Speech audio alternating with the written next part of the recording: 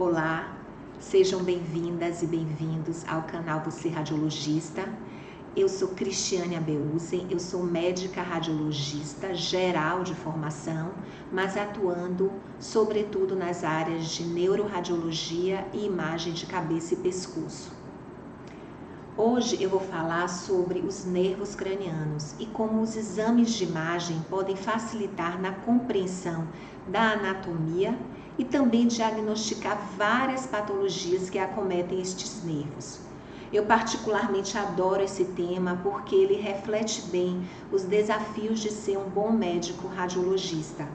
Conhecer detalhadamente a anatomia da região que está sendo estudada, ter noção de manifestações clínicas, de achados que nós encontramos nos estudos de imagem e também saber qual o melhor exame e qual a técnica mais apropriada para estreitar o máximo possível a lista de diferenciais ou mesmo estabelecer um diagnóstico definitivo daquela doença do paciente.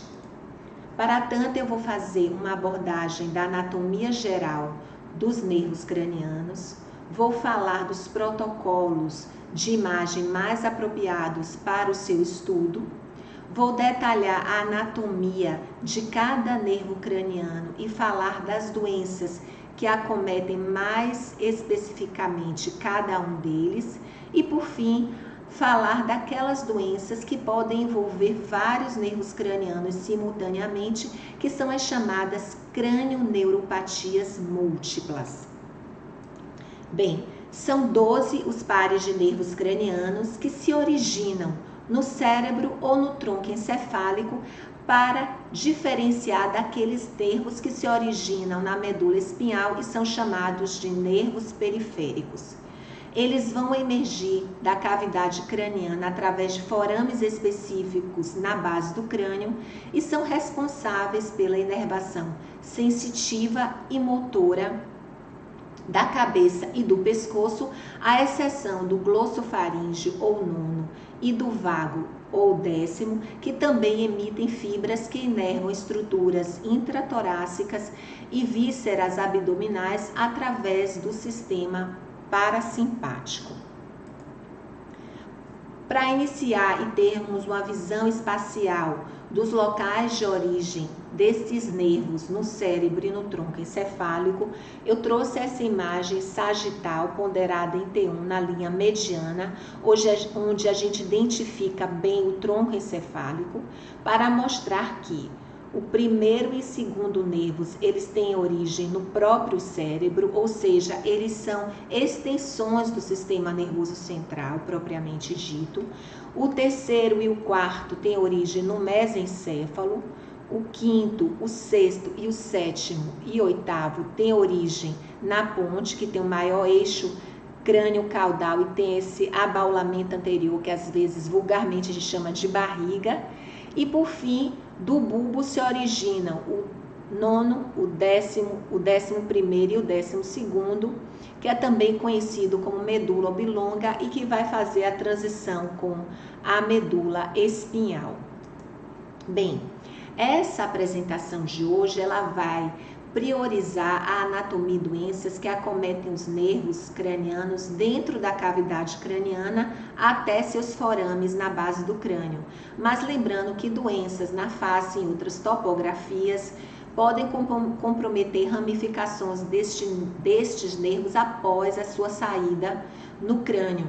Por exemplo, o segundo, terceiro, quarto e sexto nervos podem ser envolvidos em patologias dentro da cavidade orbitária. A gente vai ver até alguns exemplos hoje.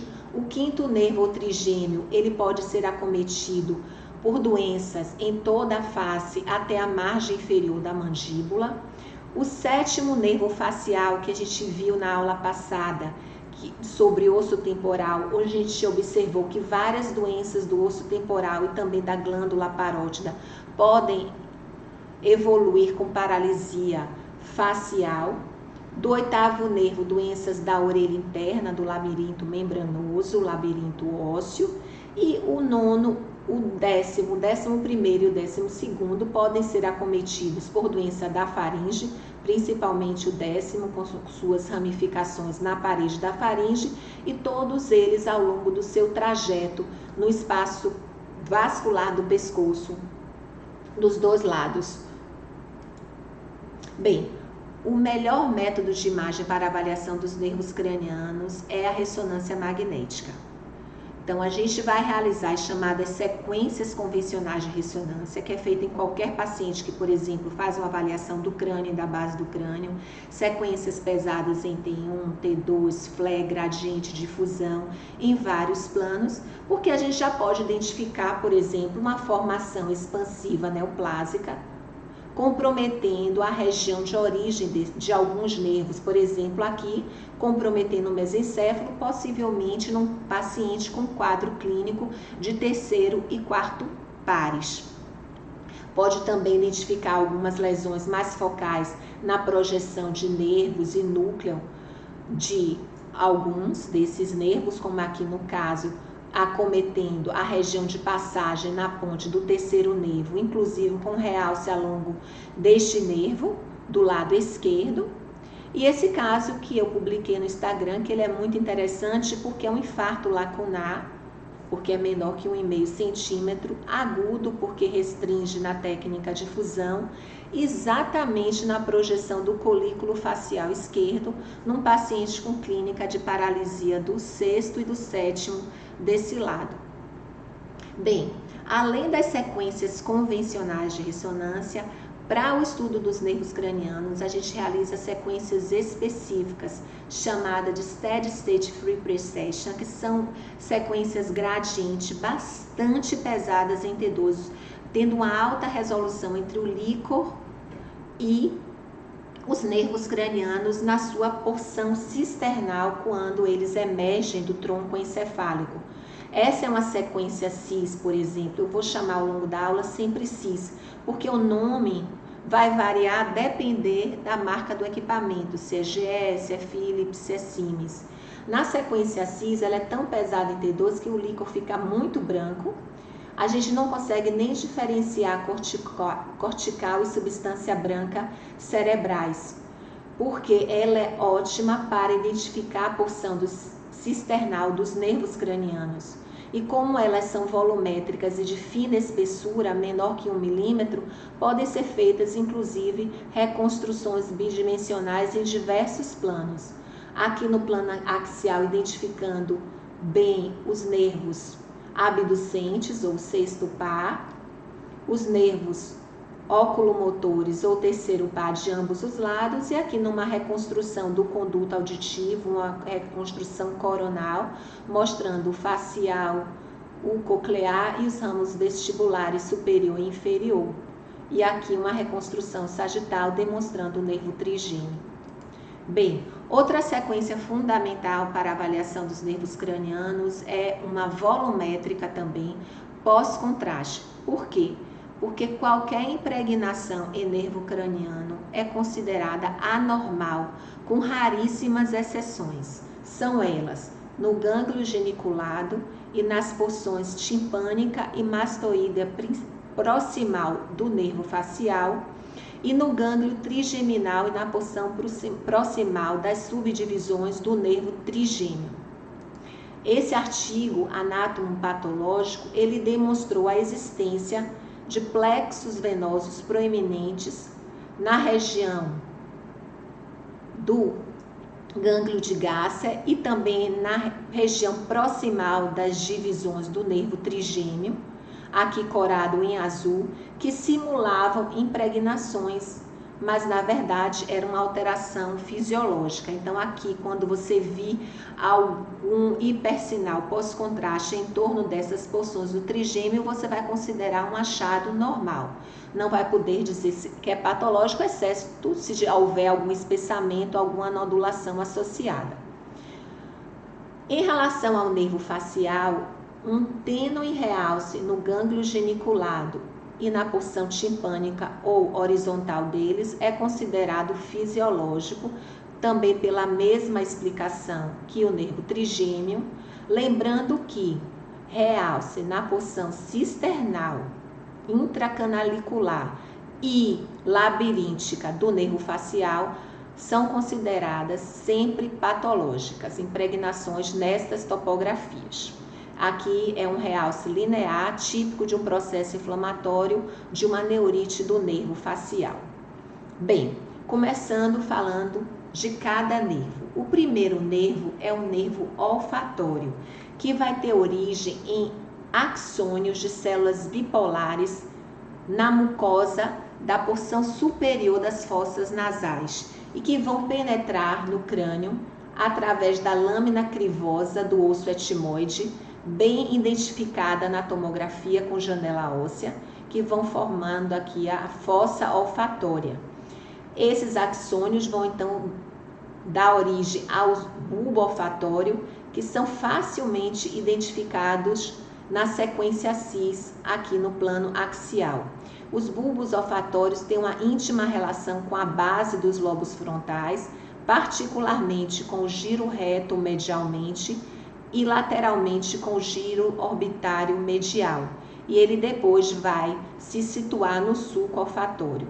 A ressonância no plano coronal também identifica bem os bulbos olfatórios dentro das fossas olfatórias, identifica os giros retos, o sulco olfatório onde esse nervo vai progredir e o giro orbitário medial aqui de cada lado nos hemisférios cerebrais. Bem, a hiposmia, redução de olfato, e a anosmia, perda do olfato, são os sintomas clínicos mais comuns de pacientes com doenças que acometem o nervo olfatório. E são várias etiologias associadas. Nesse estudo de otorrinolaringologia, foi demonstrado que as principais causas são infecções do trato respiratório alto e sinusopatias, seguido do trauma e mais raramente de doenças congênitas e neoplásicas, aqui colocadas como outras.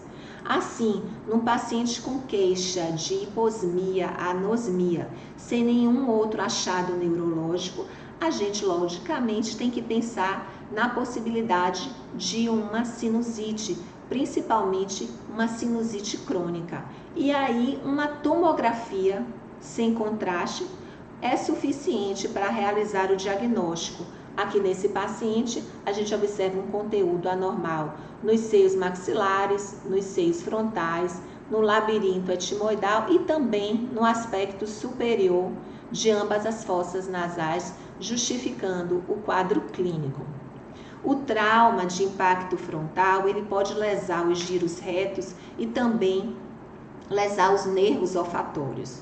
E essa lesão traumática é muito comum, principalmente naqueles traumas de golpe contra golpe, porque a superfície óssea do assoalho da fossa craniana anterior é muito irregular e por isso pode lesar os lobos frontais na sua porção basal. Esse é um exemplo de um trauma agudo, onde ainda há espessamento dos giros e sinais de edema cerebral associado a focos hemorrágicos, que são melhor visibilizados na ressonância magnética, nas sequências gradiente eco e SWI, que é essa aqui. Então, esses focos hipointensos são sangue. Então, é um caso de uma contusão hemorrágica recente, comprometendo os giros reto e orbitário medial de ambos os lados, com comprometimento da passagem dos nervos olfatórios pelos sulcos olfatórios.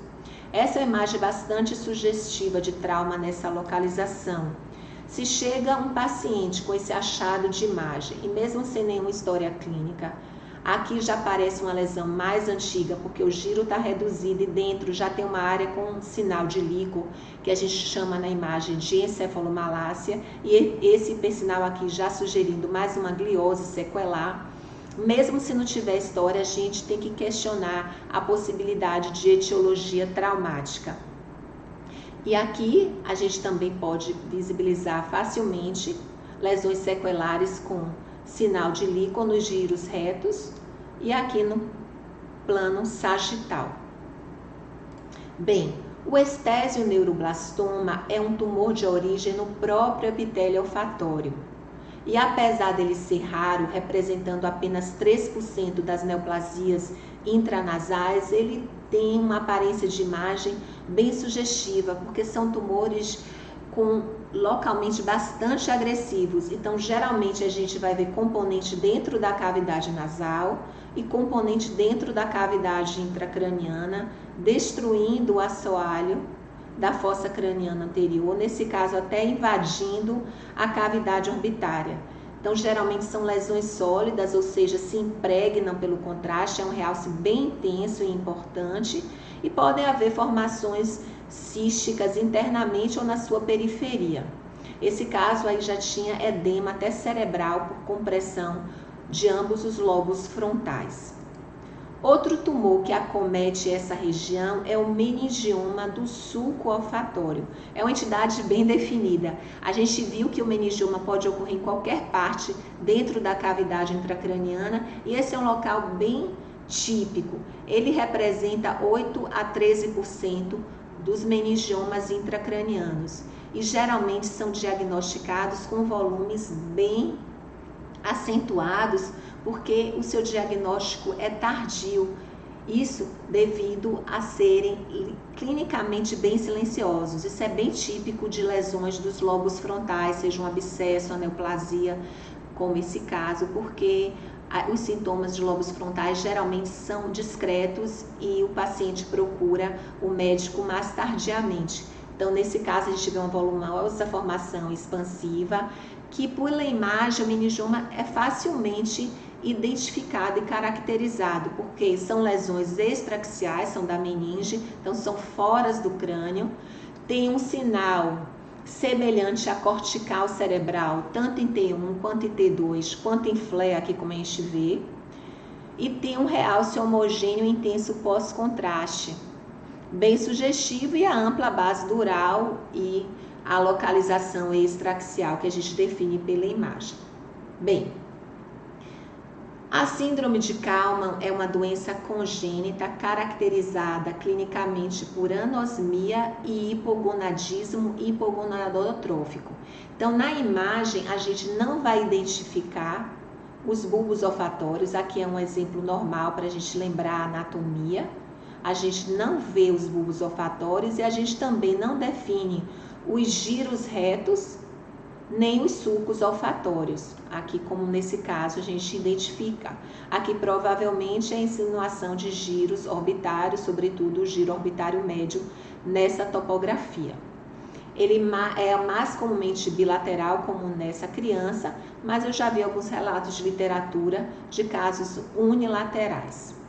Bem, falando desse tema da quarentena, então eu quis trazer de novo esses 2 artigos publicados bem recentemente, eu até postei no nosso Instagram, de casos de anosmia relacionado à Covid, e que foi demonstrado na ressonância um achado de espessamento e alteração de sinal, elevação de sinal, no início do quadro clínico com anosmia, e no dia 24, quando não existia mais nenhum sintoma relacionado ao olfato, os nervos voltaram à sua espessura e sinal usuais, sugerindo realmente um trofismo desse nervo desse vírus para os nervos olfatórios, e que esse achado de imagem poderia ser bem correspondente, ser compatível ao quadro clínico de anosmia tão frequente nos pacientes com Covid.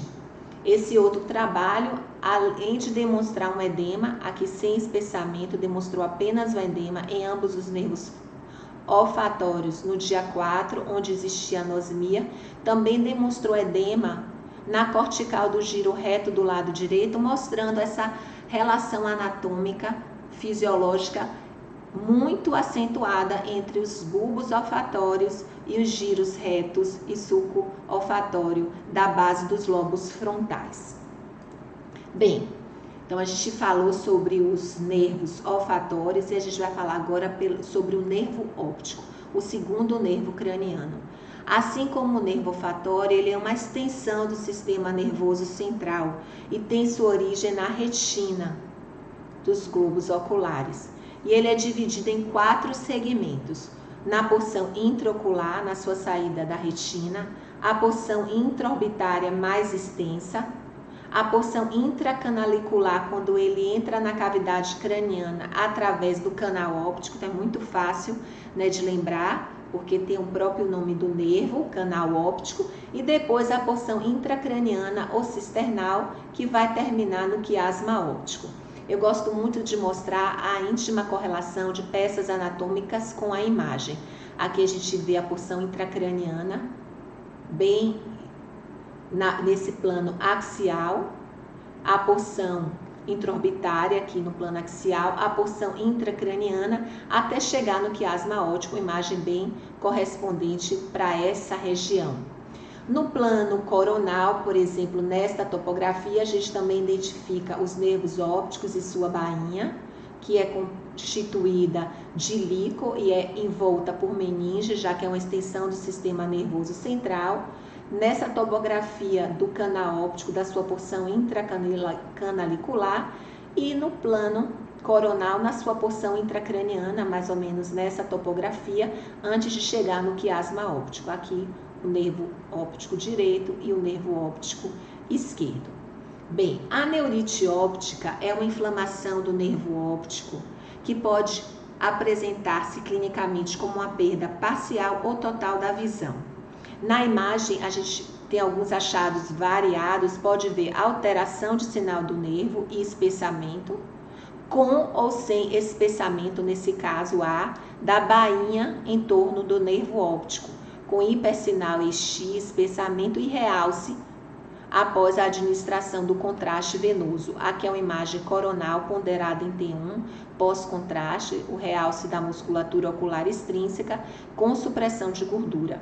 E essa mesma imagem no plano axial, demonstrando o realce periférico nesse nervo, num quadro de neurite óptica esquerda. São várias as causas, dentre elas infecciosas, autoimunes, a doença inflamatória intestinal, algumas drogas e vasculites. Mas a esclerose múltipla é a principal causa de neurite óptica. 50% dos pacientes com esclerose múltipla vão desenvolver um episódio de neurite ao longo da sua vida. E se um paciente se apresenta com neurite e não tem nenhum outro achado que sugira, por exemplo, no exame de encéfalo de esclerose múltipla, lembrar que 30% deles pode evoluir em torno de 5 anos com um quadro completo de esclerose múltipla. A neurite geralmente é tratada com pulsoterapia com corticoide. Aqui um outro caso onde a gente observa espessamento e alteração de sinal na porção intracraniana do nervo óptico direito, até também alteração, que é o quiasma, ele é visto contínuo de lateral, tem uma alteração de sinal no quiasma do mesmo lado e tem impregnação, realce pelo contraste venoso. Numa paciente que tem lesões de substância branca hiperintensas nessa sequência flé-sagital, nesse padrão típico de distribuição perivenular, perpendicular à superfície ventricular, que é conhecida como um padrão de dedos de Dawson, que a gente consegue fechar o diagnóstico de uma doença de substrato desmielinizante, provavelmente esclerose múltipla com neurite óptica à direita. Bem, a displasia septo-óptica ou síndrome de Demosier é uma malformação congênita do nervo e do disco óptico. Aqui a gente não consegue identificar a porção intracraniana dos nervos ópticos e geralmente está associada a uma deficiência pituitária, seja só do hormônio do crescimento ou um pan-hipopituitarismo. Aqui a topografia da célula Tusca, a gente vê um afilamento importante da glândula pituitária ou hipófise. Também está associado à ausência do septo pelúcido, que são tecidos nervosos bilaterais que dividem os ventrículos laterais. E aqui a gente não identifica. Então é uma doença, uma malformação de linha média, cujos sintomas são observados desde o nascimento, com uma baixa ou perda de visão e nistagmo. Bem, já a neuropatia óptica hereditária de Leber já é uma doença que vai se apresentar mais tardiamente em adultos jovens e tem um quadro clínico que os neurologistas pensam sempre na sua possibilidade, apesar de ser uma doença rara, que é um paciente adulto jovem com uma perda abrupta de visão. Então, a alteração vai ser geralmente bilateral ou unilateral, com tendência à progressão para o lado oposto em 50% dos casos em torno de 15 dias. Então, é uma evolução muito agressiva. Aqui é um paciente ainda com quadro agudo, com alteração unilateral, com espessamento e elevação de sinal do nervo óptico do lado direito. Mas, cronicamente, esses pacientes realmente evoluem com a perda de visão e eles vão ter uma atrofia dos nervos ópticos, geralmente, num quadro bilateral. E aí você já vai ter um afilamento, uma alteração de sinal compatível com gliose. Bem, outra doença que pode dar alteração nos nervos ópticos é a hipertensão intracraniana idiopática, que também pode cursar com a paresia do sexto par em cerca de 30% dos casos. Então, na imagem, quando é que a gente tem que pensar nesse diagnóstico? Quando a gente observa uma tortuosidade e um alargamento da bainha de ambos os nervos ópticos e vai retificar a margem posterior dos globos oculares. Esse é o achado de imagem compatível com papiledema bilateral identificado no exame oftalmoscópico. Bem, e esse quadro de hipertensão intracraniana idiopática também pode cursar com célula turca vazia e afilamentos de seios venosos. Aqui são imagens venosas dos seios venosos cerebrais.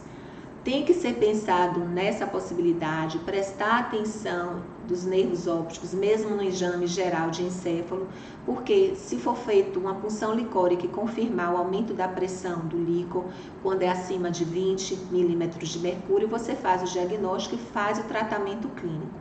Senão, esses pacientes podem evoluir com cegueira a longo prazo. Esse caso, infelizmente, procurou serviço já com 5 a 7 anos de história, não tinha o diagnóstico e a gente já observava uma atrofia dos dois nervos ópticos. Aqui tem um afilamento, uma redução da espessura, foi difusa, e também uma alteração de sinal um pouco mais hiperintensa, mais branca, mais próxima ao do líquor, já sugerindo gliose. Então, é uma imagem típica de atrofia óptica aqui, secundária a uma hipertensão intracraniana idiopática. Bem, alguns tumores podem acometer os nervos ópticos e o mais comum deles é o glioma, que é a neoplasia relacionada geralmente à criança do subtipo histológico astrocitoma pilocítico. Ele pode acometer qualquer porção do nervo, como nesse caso, que acomete difusamente a porção intraorbitária do nervo óptico direito, a sua porção intracanalicular e também a porção intracraniana, envolvendo também o quiasma óptico, sobretudo nesse lado. Aqui é uma imagem pós-contraste demonstrando alguns focos de impregnação no seu interior. Então, essa é uma imagem bem típica de uma neoplasia glial do nervo óptico direito. Lembrar que os gliomas podem estar associados à neurofibromatose do tipo 1, particularmente quando os gliomas são bilaterais. Aqui é o acometimento, o espessamento neoplásico dos dois nervos ópticos, aqui visualizando a sua porção intracraniana, com extensão posterior através das radiações ópticas, sobretudo no lado esquerdo. Então, bilateral, fechando o diagnóstico, bem compatível com neurofibromatose do tipo 1. Bem, outro tumor aqui de meningioma, de novo, que pode comprometer os nervos ópticos, porque lembrar que, como eu disse, ele é uma extensão do sistema nervoso central, ou seja, ele é recoberto por meninge e não por células de Schwann como os outros nervos cranianos. Ele é o segundo tumor primário mais comum e o seu aspecto de imagem é diferenciado do glioma, porque a gente consegue identificar geralmente o nervo passando no seu interior, tá vendo? Então, é uma lesão da superfície, da sua bainha de revestimento. Então, essa imagem é definida como sinal do trilho de trem e antigamente era considerado patognomônico do meningioma de nervo óptico, mas tem os tumores mais raros que podem também se apresentar desta forma. Existem outros meningiomas que acometem a órbita, originários da asa maior do esfenoide, que invade a cavidade craniana, então comprime o nervo óptico, mas não tem origem primária no nervo, como esse caso dos meningiomas da bainha do nervo óptico. Bem, outro tumor que eu quis citar é o linfoma, porque a gente sempre tem que pensar em linfoma em várias apresentações, que é muito variável. No caso da órbita, eu quero chamar atenção porque nesse caso é uma formação expansiva de limites definidos na porção intraconal da cavidade orbitária, causando proptose, com sinal até baixo em T2, sugerindo, observado às vezes sarcoidose, em doenças linfoproliferativas, mas também pseudotumor inflamatório, mas para chamar atenção que no protocolo de estudo de órbita, a gente tem que fazer a técnica de fusão, porque os linfomas geralmente dão essa restrição, diferentemente dos outros diferenciais. Então, difusão faz parte do protocolo do estudo de órbitas e de lesões em torno dos nervos ópticos. Bem, o terceiro nervo é o nervo oculomotor. E como o próprio nome diz, ele é um nervo exclusivamente motor. Bem, ele tem origem no mesencéfalo, junto à substância cinzenta periaquedutal. Aqui a porção posterior está invertida, então ele vai ter origem adjacente à substância cinzenta em torno do aqueduto cerebral, aqui visibilizado em branco, hipersinal, porque tem líquido. Então, essa é uma sequência cis. A gente aqui não consegue diferenciar a substância cinzenta de substância branca, como eu disse, porque é uma sequência bem pesada em T2 para olhar a porção cisternal dos nervos. Aqui o nervo oculomotor. Então, seu núcleo aqui na porção anterior do aqueduto cerebral segue anteriormente e vai sair do tronco encefálico do mesencéfalo através da cisterna entre os pedúnculos cerebrais, na cisterna interpeduncular. E aí ele vai passar lateralmente ao seio cavernoso e vai entrar na cavidade orbitária através da fissura orbitária superior e vai inervar a maioria da musculatura ocular extrínseca, à exceção do nervo do músculo oblíquo superior e o músculo reto lateral. Ele também inerva o músculo levantador palpebral. Bem, um diagnóstico clínico por imagem muito importante de ser feito é um aneurisma da artéria comunicante posterior, ocasionando paralisia do terceiro nervo do lado do aneurisma. Porque esse é um desafio para os oftalmologistas. Então, quando o clínico pega um paciente com dor, com diplopia, alteração da movimentação ocular e com pitose por comprometimento do músculo levantador da pálpebra, também inervado pelo terceiro nervo, e paresia pupilar, ele tem que indicar rapidamente uma ressonância de encéfalo ou uma angiorressonância para afastar a presença de um aneurisma, geralmente da artéria comunicante posterior, pois tem uma íntima relação com a porção cisternal do terceiro nervo.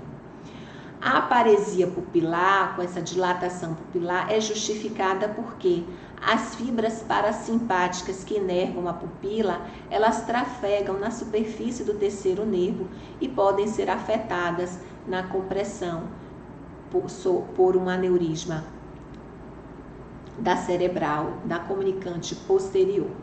Bem, tendo conhecimento da anatomia e da clínica, por exemplo, se você pega um paciente com uma paralisia do terceiro nervo esquerdo e uma hemiplegia direita, você vai topografar e estudar a região do mesencéfalo e do pedúnculo cerebral esquerdo, como nesse caso, porque a gente identifica um edema, uma alteração de sinal em flare, Em um paciente com um abscesso inflamatório infeccioso, a gente por imagem não consegue suspeitar de etiologia fúngica, mas define que é um processo inflamatório por esse realce anelar desenhado a lápis e ainda com um realce ao longo do terceiro nervo. A hemiplegia direita é justificada pelo comprometimento do pedúnculo cerebral esquerdo, onde trafega o famoso trato córtico-espinhal, e a hemiplegia contralateral, pois ainda não houve a decussação nas pirâmides bulbares. Bem, outras situações podem acometer o terceiro nervo, então prestar atenção quando tem paralisia.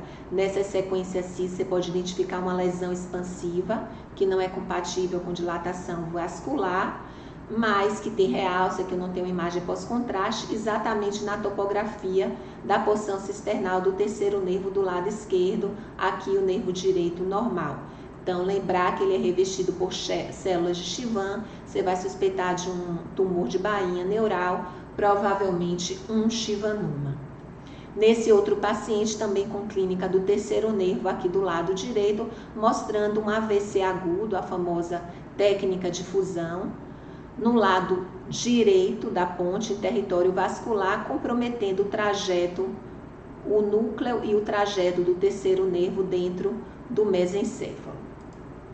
Bem, eu trouxe esse exemplo de literatura para lembrar vocês que a esclerose múltipla pode acometer outros nervos cranianos, não somente os nervos ópticos. Esse é um caso de uma placa desmielinizante aguda com impregnação pelo contraste no mesencéfalo, junto à saída do terceiro nervo do lado esquerdo.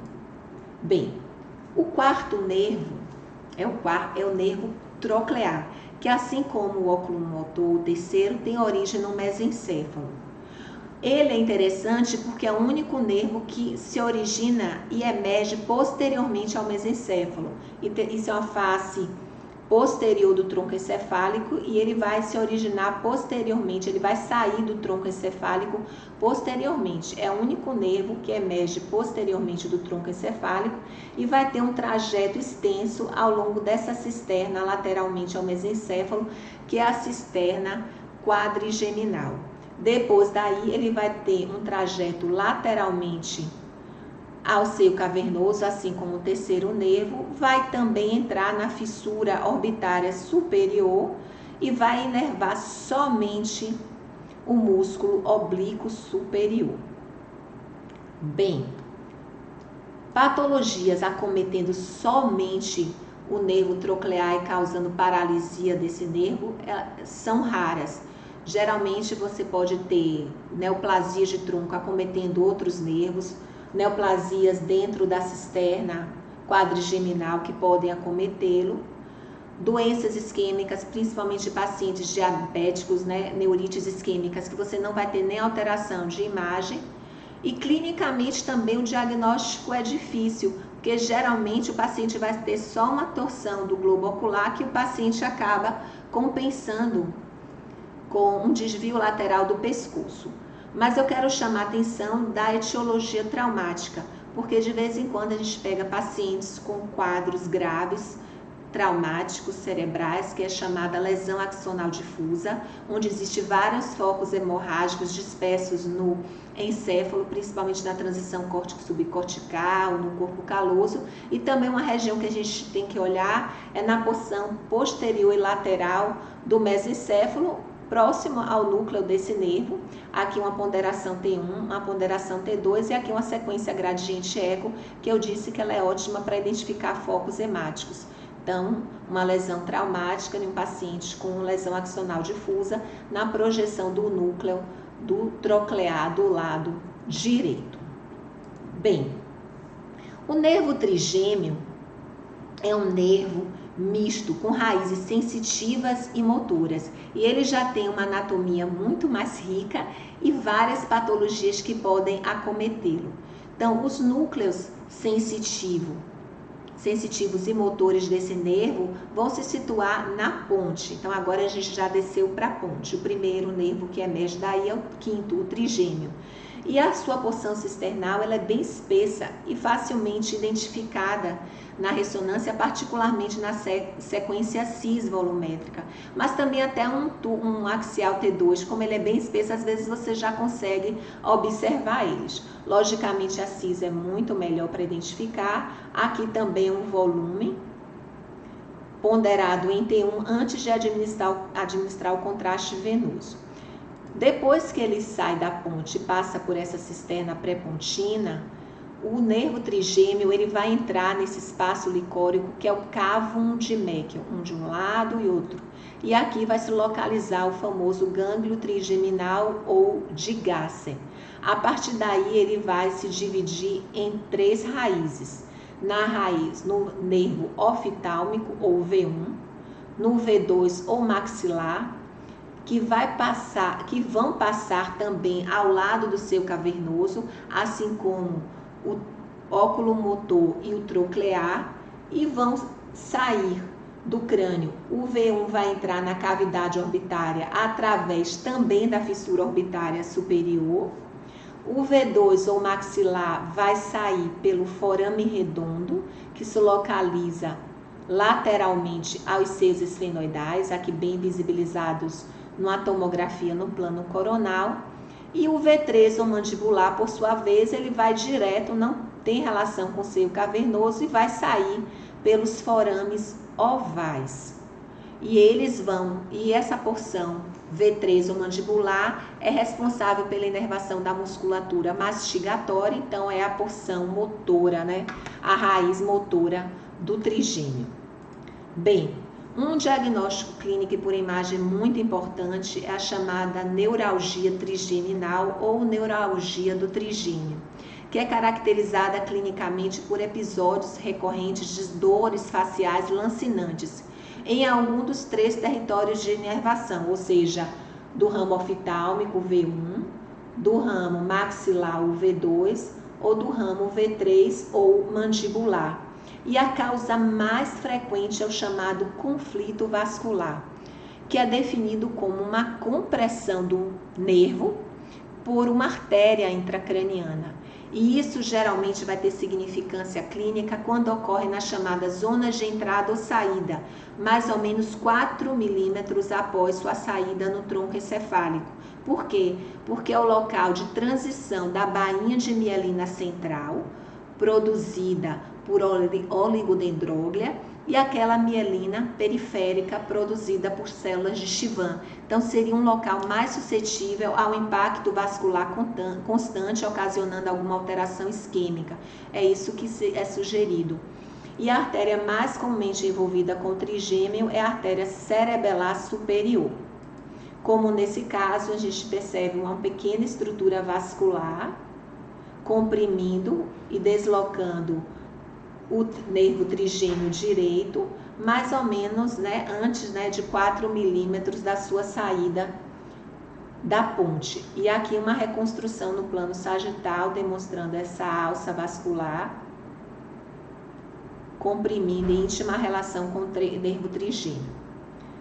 A artéria basilar também pode ocasionar uma neuralgia trigeminal quando ela está ectasiada e tortuosa, a gente chama de um andólico basilar. Geralmente a gente identifica a artéria basilar aqui centralmente na cisterna pré-pontina, anteriormente à ponte, mas nesse caso ela está deslocada e desviada para a esquerda, comprimindo e deslocando a porção cisternal do nervo trigêmeo desse lado, causando sintomas dolorosos faciais neste lado. Bem, a neuralgia trigeminal pode também ter causa infecciosa, e nesse caso a gente tem que pensar em herpes zoster. Esse é um caso bem interessante, que era um paciente que tinha sintomas de neuralgia do trigêmeo à esquerda, e na ressonância de encéfalo a gente identificou uma alteração de sinal em T2 e em FLE, com a discreta restrição sugerindo alguma coisa em atividade, exatamente na projeção da raiz sensitiva do nervo trigêmeo. Aqui também uma imagem invertida, aqui a região posterior, aqui é o quarto ventrículo. Então ela tem essa direção meio diagonal e vai na direção da porção cisternal do nervo trigêmeo. Então, sugerindo uma reativação do herpes zoster. Às vezes você identifica sem nenhum achado de atividade, por exemplo, sem restrição ou realce, mas quando há reativação e um sintoma clínico, geralmente está associado a uma certa restrição e um certo realce nessa topografia. Já esse é um outro caso com alteração semelhante também na projeção da raiz sensitiva do nervo trigêmeo esquerdo, aqui também com a tênue restrição e um foco de realce.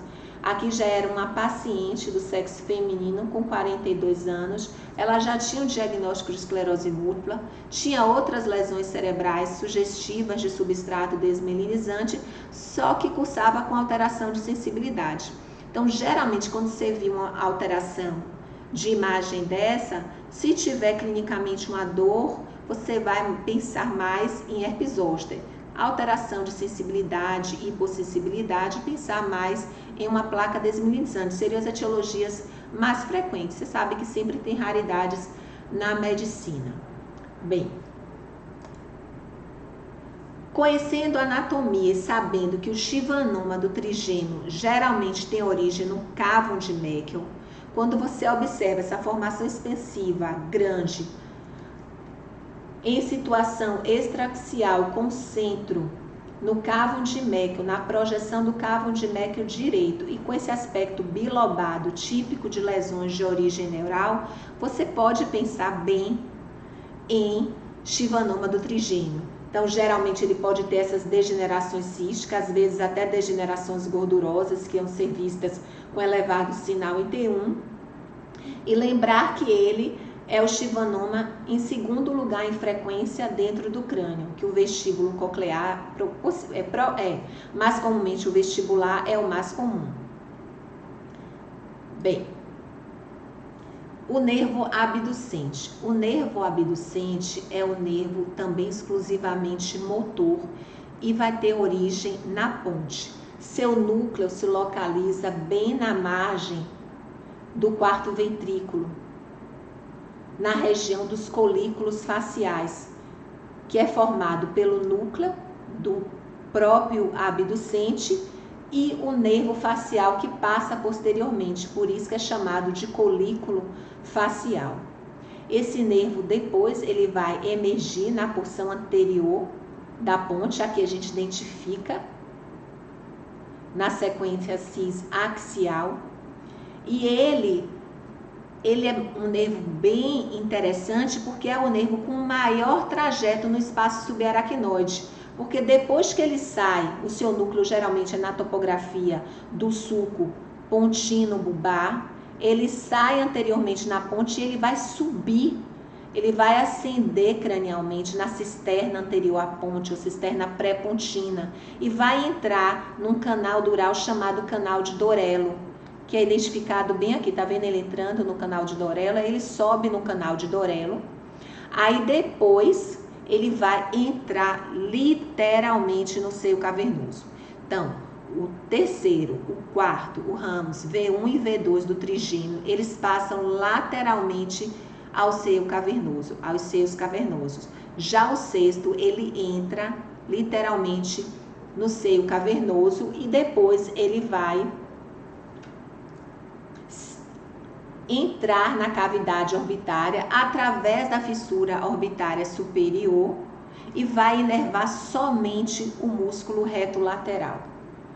A apresentação clínica de uma paralisia ou paralisia do sexto é bem típica, com diplopia e um desvio interno do globo ocular.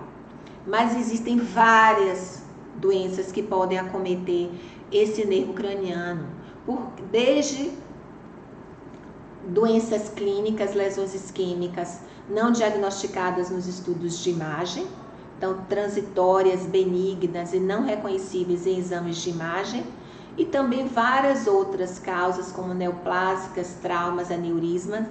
Mas eu gostaria de lembrar também do pseudotumor cerebral, que era o nome antigo da hipertensão intracraniana idiopática, que, como eu falei, pode cursar em 30% dos casos com uma paresia do sexto par. Isso porque quando o nervo faz essa angulação para ascender na cisterna pré-pontina, torna ele mais suscetível a alterações de pressão licórica e por isso é justificável a paralisia, né, com um certo grau de frequência nos pacientes com hipertensão intracraniana. Então, várias neoplasias dessa região podem acometer porque ele tem um longo trajeto, principalmente neoplasias de tronco encefálico envolvendo a ponte, que podem comprimir a sua porção cisternal, ou tumores originários do clivus, que é essa estrutura óssea aqui vista na tomografia, que passa, né, se localiza anteriormente à ponte, aqui é um tumor, um cordoma de clivus. Então, muitas vezes, quando tem paralisia do cesto, né, e outras alterações neurológicas de tronco, você pensar ou em um tumor de ponte ou um tumor do clivus. Bem, do sexto par, a gente também gosta de chamar a atenção das chamadas paralisias combinadas. Quando existe uma paralisia combinada com o quinto, com o trigêmeo, a gente tem que pensar de um acometimento do ápice petroso que a gente viu na aula de osso temporal. É o chamada síndrome de Graaden-Nigo, que está geralmente associada a uma petrosite, a um processo inflamatório, às vezes com formação de abscesso, no osso, no ápice petroso, na porção petrosa do osso temporal. E a paralisia vai ser combinada porque lembrar que o quinto e o sexto par têm proximidade com o ápice petroso do osso temporal. Quando já existe uma paralisia combinada do sexto com o sétimo, nos pacientes idosos, pensar principalmente em causa vascular, como foi aquele caso, novamente, do infarto lacunar exatamente na projeção do colículo facial. Aqui eu inverti, tá vendo? Para ficar mais anatômico, então aqui é o colículo facial e aqui o infarto lacunar exatamente nessa projeção, comprometendo e dando paralisia do sexto e do sétimo do lado esquerdo. Bem, no caso de um paciente adulto jovem, geralmente do sexo feminino, geralmente está relacionada essa paralisia combinada do sexto e sétimo com uma doença desmielinizante, no caso a esclerose múltipla. Então, a esclerose múltipla já viu que compromete sobretudo o nervo óptico, os nervos ópticos, mas também pode comprometer o terceiro, a gente viu um exemplo de literatura, e aqui é também uma paralisia isolada do abducente e do facial numa placa, uma alteraçãozinha bem discreta, um hipersinal em flare, uma redução de volume, né, uma alteração de sinal do colículo facial esquerdo. Uma placa desmielinizante nessa topografia. Bem, e aqui, como doença congênita, eu trago o exemplo que é a chamada síndrome de Duane, que pode cursar com uma agenesia bilateral ou unilateral do nervo abducente. Então, a gente tem que fazer uma sequência cis bem fininha, são criancinhas com cabeça, né, um crânio pequeno. Então, nessa paciente, com 14 meses de idade, ela tinha alteração da motricidade ocular, um desvio do globo ocular direito, e a gente identifica o nervo abducente do lado esquerdo, mas não identifica o nervo do lado esquerdo comprometido, do lado direito comprometido. Bem, o nervo facial é o sétimo nervo, a gente estudou ele muito na aula passada sobre ossos temporais. Ele também tem origem na ponte, então o seu núcleo é na ponte e seu nervo vai ter esse trajeto também diagonal e ele vai emergir na ponte e formar as 5 porções antes de chegar na parótida, que é a porção cisternal, nessa cisterna denominada do ângulo ponto cerebelar entre a ponte e o cerebelo. Depois ele vai ter a porção intracanalicular dentro do conduto auditivo interno, que esse estudo dessas porções é melhor feito através de ressonância magnética, e depois ele vai ter um trajeto ao longo do osso temporal. Essa porção labiríntica que a gente viu que pode se realçar num quadro de neurite, o gânglio geniculado, e depois vem a porção horizontal timpânica pela sua íntima relação com a parede lateral da cavidade timpânica aqui, e depois ele vai dar um segundo joelho e vai se verticalizar e formar a porção mastoidea ou vertical, que vai sair do osso temporal através do forame estilomastoideo e vai passar pelo meio da parótida entre o lobo superficial e o lobo profundo da glândula e dar as suas ramificações distais. Bem, a aneurite do facial tem uma imagem bem típica e repetitiva que a gente vai identificar realces em porções que não podem se impregnar, que é a intracanalicular distal nesse caso e a labiríntica. Nesse caso, eu posso até dizer que tem um realce mais intenso do gânglio geniculado. Você vê que o realce normal do outro lado é um pouquinho menos importante. Então, eu posso descrever também que tem um realce mais intenso. Apesar que discreto, a gente viu que pode ser fisiológico. Então, 80% dos casos é denominado de paralisia de Bell, que antigamente se considerava como uma doença idiopática, mas hoje se acredita ser relacionada a uma reativação de um vírus, sobretudo o herpes simples, que fica latente localizado no gânglio geniculado. Existem outras causas que podem ter uma aparência de imagem bem superponível, como até a própria neurite por herpes zoster. Mas nesse caso, clinicamente, você pode suspeitar quando você identifica vesículas dolorosas no conduto auditivo externo ou um realce anormal no labirinto membranoso, que vai ser bem mais sugestivo de etiologia pelo herpes zoster, que é a síndrome de Hansen-Hunt.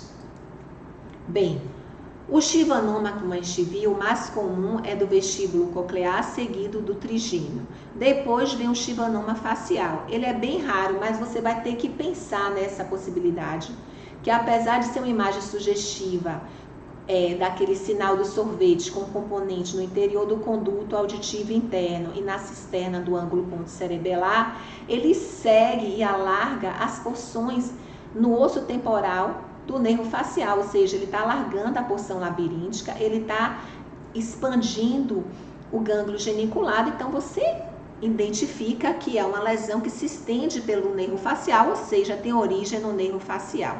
É muito mais raro do que o vestibular, como a gente vai ver a seguir. E esse é um caso de literatura também mostrando uma formação expansiva de limites bem definidos, infiltrativa na parótida direita, e com essa extensão, né, essa disseminação perineural muito acentuada através da porção mastoída ou vertical do nervo facial desse lado. Então, reduzindo, piorando muito o prognóstico desse paciente. Bem, o nervo vestíbulo coclear é responsável pela nossa audição e o nosso equilíbrio. Ele também vai ter origem na ponte e vai sair lateralmente na ponte e passar pela cisterna do ângulo cerebelo-pontino junto ao nervo facial. E junto com esse nervo, ele vai entrar no conduto auditivo interno e vai dar seus ramos cocleares e para o vestíbulo. Nessa reconstrução, a gente consegue coronal, a gente consegue bem identificar esses nervos. O nervo coclear ele é mais baixo, ele é inferior e anterior. Aqui o facial ele é superior e anterior, e posteriormente a gente vê os dois ramos vestibulares superior e inferior. Esse é um caso, essa é uma reconstrução muito solicitada quando a criança tem perda auditiva e quer pensar em se fazer um implante coclear. E aí ele vai colocar um eletrodo dentro da cóclea, mas só vai ser possível fazer essa cirurgia se ele tiver ou não nervo coclear. E essa reconstrução aqui, por exemplo, consegue demonstrar que existe agenesia, não existe o nervo coclear. A gente vê o facial, vestibular superior, o inferior, mas não tem o nervo coclear. Ou seja, ele não vai poder ser submetido a um implante coclear, pode ser submetido ou utilizar um aparelho auditivo externo, ou alguma outra alternativa. Como foi o caso dessa criança, né? A gente já identificava no plano axial que não chegava nenhum nervo aqui, né, no modíolo da cóclea, e nessa reconstrução bilateral do lado direito e lado esquerdo, aqui é anterior, a gente vê o nervo facial e não vê nada abaixo, vê o nervo facial e não vê nada inferiormente. Então tem uma agenesia bilateral do nervo coclear, infelizmente. Bem, existe a descrição de conflito vascular ou neurovascular para outros nervos cranianos. Então já houve muitos trabalhos e existia uma controvérsia clínica. Às vezes a gente achava na imagem de um lado e o paciente tinha a clínica do outro. E esse trabalho, ele realmente chegou a mostrar que não existe uma significante estatística em pacientes com zumbido quando foram identificadas alças vasculares entrando no conduto auditivo interno, mesmo que mais do que 50% da extensão e mesmo ocasionando assim uma angulação, tá vendo, dos dois nervos, uma junção do coclear com o facial. Eu costumo descrever somente quando ele entra mais que 50% ou faz essa angulação, e eu coloco sem seguro significado clínico. Se for entrar uma discreta insinuação, eu não costumo descrever.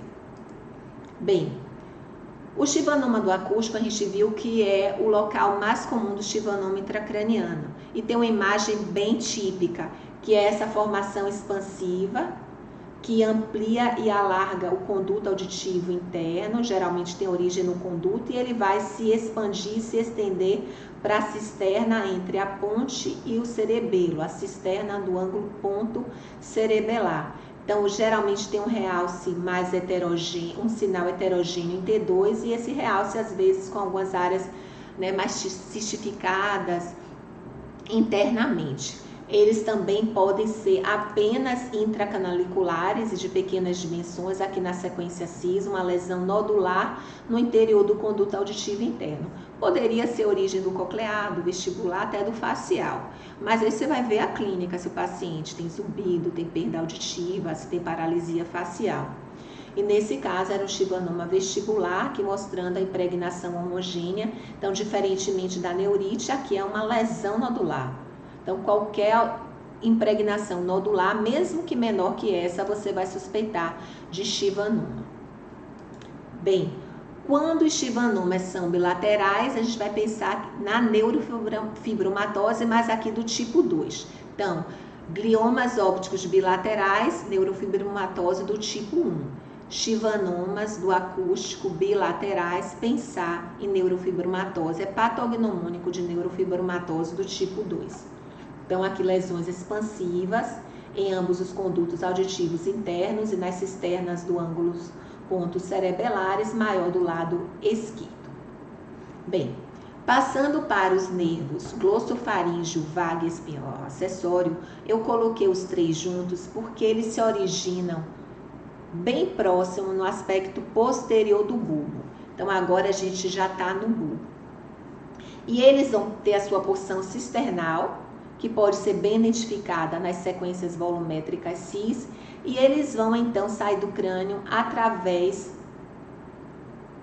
do forame jugular, na chamada paz nervosa do forame jugular. Tem a paz vascular, onde sai a jugular, e a paz nervosa mais medialmente.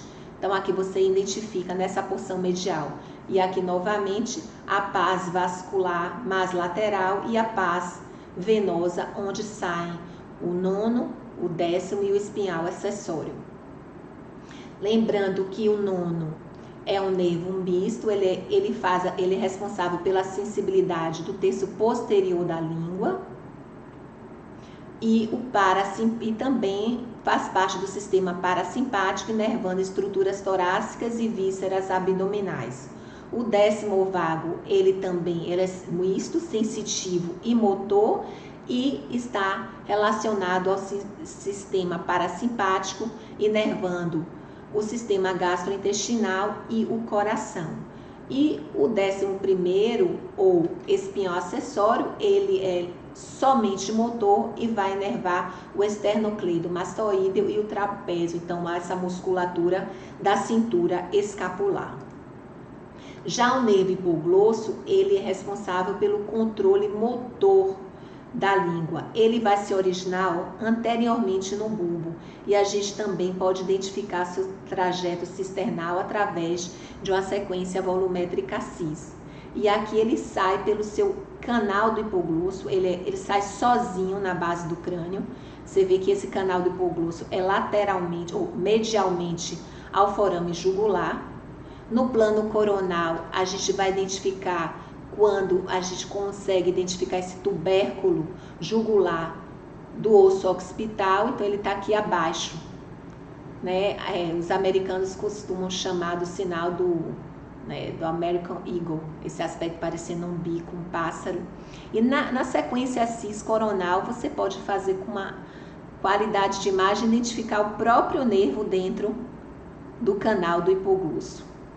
Bem, em relação ao nervo hipoglosso, eu queria chamar a atenção que como ele inerva a musculatura intrínseca da língua, quando a gente identifica uma alteração de sinal em um lado desenhado a lápis de uma língua, se é com hipersinal em X sugerindo um edema, um quadro mais agudo, ou com sinal elevado em T1, semelhante à gordura, sugerindo um conteúdo adiposo, a gente vai falar que isso é uma provavelmente denervação do nervo hipoglosso. Aqui seria um quadro mais agudo e aqui seria um quadro mais crônico, já com uma atrofia adiposa da metade esquerda da língua. Então, lembrando, alteração, uma paralisia de uma metade e uma lipossubstituição da língua, alteração de sinal de um lado da língua, a gente tem que ir atrás daquela região onde o hipoglosso sai. Então, vai ser provavelmente um tumor no canal do hipoglosso, são raridades, mas aqui a gente tem dois exemplos, um chivanoma, com esse sinal bastante elevado, um tumor que se propaga pelo canal do hipoglosso, então vai ter origem no nervo hipoglosso, e aqui um exemplo também de meningioma, que a gente já vê aqui a cauda dural, uma lesão extraxial, que também vai se realçar e se estender e alargar o canal do hipoglosso desse lado. Então, esses dois pacientes poderiam muito, com certeza, ter uma alteração de sinal, provavelmente já com degeneração adiposa na hemilíngua do mesmo lado.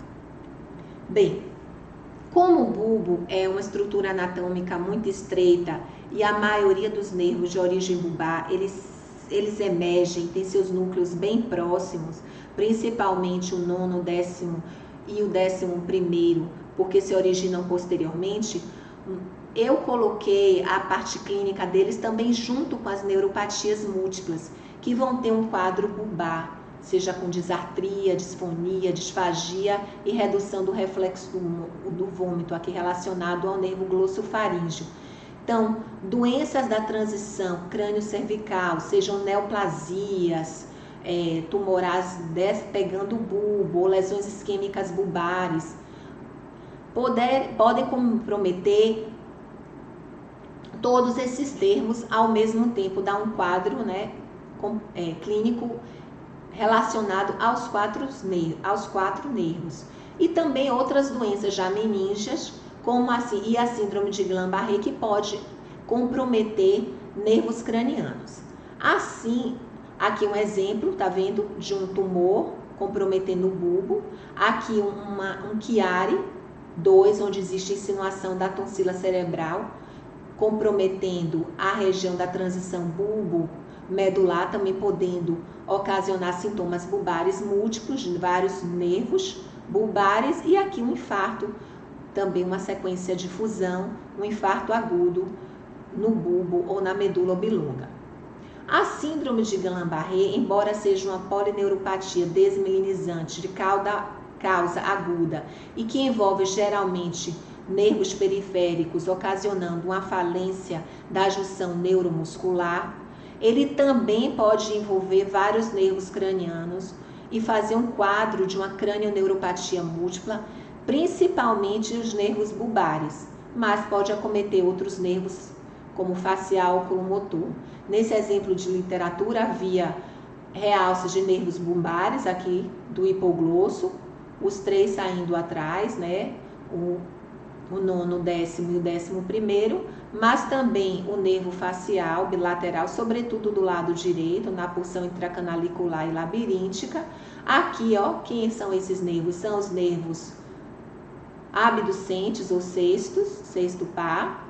Aqui o trigêmeo no plano coronal e aqui o óculo motor, o terceiro par. Então, os dois nervos realçando num quadro, uma síndrome de Guillain-Barré. Bem, Então, outras causas de crânioneuropatias múltiplas, ou seja, doenças que podem envolver vários nervos. Então, lembrar sempre de doenças que acometem a superfície meníngea, doenças extraaxiais, porque é onde trafegam os nervos, e você tiver uma doença meníngea, pode comprometer vários nervos ao mesmo tempo. Por isso, quando você tiver paralisias ou paresias de vários nervos, pensar numa carcinomatose meníngea, num linfoma, numa tuberculose ou outra doença infecciosa granulomatosa e na sarcoidose, porque todas essas doenças tipicamente podem ter um quadro meníngeo predominante. E também a síndrome do seio cavernoso, que a gente viu que vários nervos passam por perto do lado e um entra, que é o sexto nervo. Então, uma doença do seio cavernoso, uma síndrome do seio cavernoso pode acometer vários nervos. Esse é um exemplo de linfoma. Então, aqui o que é que a gente observa? A gente observa um realce na superfície do tronco encefálico, aqui na altura do mesencéfalo, alguns realces dentro de sulcos cerebelares, mas, sobretudo, realce de vários nervos cranianos. Aqui, os dois nervos oculomotores, aqui é o nervo trigêmeo, em ambos os lados, bastante espessados e realçando. Aqui também tem um comprometimento distal da porção intracraniana dos nervos ópticos. Aqui eu daria um diagnóstico de uma doença meníngea com comprometimento de vários nervos cranianos, e aí a pensar em carcinomatose, aqui no caso foi um linfoma, mas tem outras neoplasias, principalmente mama e pulmão, que a gente deve pensar no diferencial. A imagem aqui não fechava como uma doença meníngea com envolvimento de vários nervos. Bem, aqui já é outro exemplo, tá vendo? Já é uma carcinomatose, por neoplasia de pulmão, e a gente aqui observa uma alteração de sinal dentro dos sulcos e realce dos sulcos cerebelares, aqui com alteração também na sequência FLE, então caracterizando uma doença meníngea, e aí a gente vai observar um realce bilateral intracanalicular, que vai ter comprometimento do sétimo e do oitavo, vai ser pela clínica ou comprometer os dois. Então, às vezes a gente identifica lesões bilaterais nos condutos auditivos internos e nem sempre vai ser chivanoma, pode ser uma carcinomatose, então aí você tem que ir atrás de todos os outros nervos. Nesse caso também tinha realce anormal nos trigêmeos, sobretudo no lado esquerdo. Bem, a neurotuberculose, como as outras, também dá um realce meníngeo difuso. Só que um quadro bem típico de neurotuberculose meníngea é esse realce e espessamento das cisternas da base, então onde passam vários nervos cranianos, o troclear, o terceiro par devem estar comprometidos. Aqui eu só tenho uma sequência pós-contraste, e tipicamente a neurotuberculose meníngea, ela vai ocasionar uma hidrocefalia montante por obliteração da circulação do líquido. Então, esse é um quadro bem sugestivo de neurotuberculose, ou você vai falar de um processo inflamatório granulomatoso de base, né, de cisternas da base. E provavelmente, clinicamente, com vários nervos cranianos comprometidos. A sarcoidose pode dar uma imagem superponível a todos os outros que falaram. Aqui, novamente, eu só trouxe imagem pós-contraste, demonstrando realce meníngeo em torno do tronco encefálico, aqui dentro de sulcos cerebrais, realce na porção intracraniana de ambos os nervos ópticos, aqui possivelmente o nervo oculomotor do lado direito, mas nesse caso você poderia pensar mais em sarcoidose porque tem esse aspecto de realce meníngeo micronodular, que é mais sugestivo dessa doença. Mas muitas vezes as imagens de carcinomatose, linfoma, sarcoidose são bem superponíveis na ressonância magnética. Mas de qualquer forma você estreita bem o diagnóstico diferencial quando você define uma doença meníngea envolvendo vários nervos cranianos. A síndrome do seio cavernoso também é uma cranioneuropatia múltipla, mas relacionada a nervos específicos. O terceiro, o quarto, o ramo V1 do trigêmeo, o ramo V2, ou maxilar do trigêmeo, e o sexto par, que eu falei, o sexto nervo, que é o único que está dentro do seio cavernoso, abaixo da artéria carótida interna intracavernosa. Aqui, mais uma vez, a artéria carótida, o seio cavernoso, espaços vasculares, e do lado dele, posteriormente, né, lateralmente à dura, você vê o terceiro, o quarto, V1 e V2.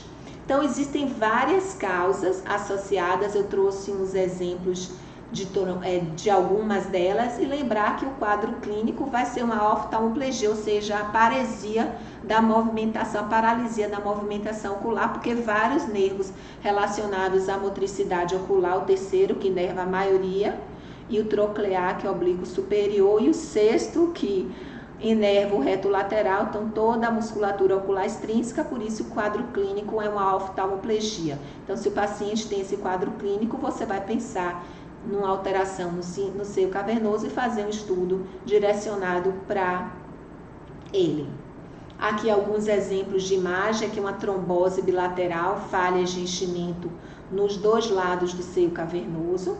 Aqui um aneurisma, tá vendo uma dilatação com sinal de turbulência, de fluxo dentro no interior dessa dilatação aneurismática. Aqui um meningioma extenso, tá vendo aquele meningioma comprometendo a asa do esfenoide, invadindo a órbita e também invadindo o seio cavernoso desse lado. Aqui uma fístula carótido-cavernosa com essa dilatação da veia oftálmica superior. E não muito comumente, mas um macroadenoma, que é uma imagem típica de hipófise, ele pode invadir o seio cavernoso e, nesse caso, dar alguma alteração do sexto nervo que passa por aqui, mas como é um tumor benigno, ele é muito maleável, ele não costuma dar sintomas de sexto nervo. Aqui só para mostrar que tumores dentro do seio cavernoso podem comprometer principalmente o sexto, mas também os que passam lateralmente a ele. Bem, então, como consideração geral, eu espero que tenha sido útil para vocês, que tenha agregado alguma coisa na sua história acadêmica, e eu tentei hoje mostrar como as imagens, os exames de imagem podem ajudar na compreensão e entendimento dessa anatomia que é tão rica e detalhada. Mostrei também as técnicas de imagem mais apropriadas para o estudo dos nervos cranianos, lembrar sempre dessas imagens volumétricas, bem pesadas em T2, né, que eu chamei aqui como CIS, e que existe um diagnóstico diferencial bem amplo das mono e múltiplas neurocraniopatias, mas você sabendo a topografia do núcleo, da origem e a cisterna por onde ele passa, você vai direcionar seu estudo específico para aquele nervo acometido e com uma alteração no exame clínico. Então, até a próxima. Um bom dia, uma boa noite para vocês. Depois vocês podem tirar dúvidas, esse é o meu Instagram, eu também vou publicar vários casinhos de revisão da apresentação de hoje. Um beijo para todos, tchau!